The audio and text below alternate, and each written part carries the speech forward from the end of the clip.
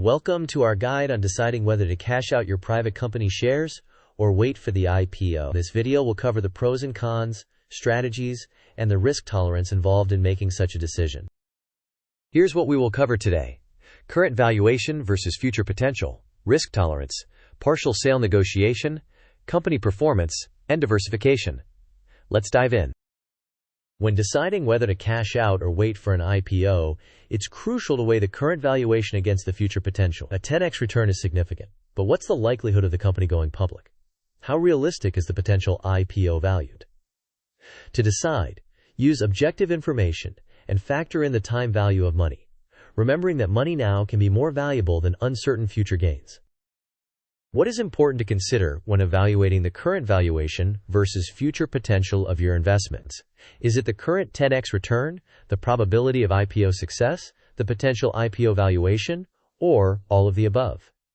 You may pause the video now to think about the answer. We will discuss the answer in the next section of the video. The correct answer is all of the above. You need to assess the current return, potential IPO value, and appearance probability to make an informed decision. Now let's talk about risk tolerance and financial needs. Understand your personal financial situation and how much risk you can take. Cashing out can provide immediate financial security for critical goals like buying a house. But remember, holding on to the shares comes with financial risks, especially if an IPO doesn't happen or the company loses value. Considering a partial sale could provide a balance. Use your leverage to propose selling a portion of your shares, securing immediate profit while allowing future growth potential. Negotiate terms that suit your risk level, and don't hesitate to walk away if your terms aren't met. In this diagram, we see the factors involved in assessing a company's performance. These include financial health, market position, competitive landscape, economic trends, and more. Such a detailed analysis aids in deciding whether to sell shares or wait for an IPO.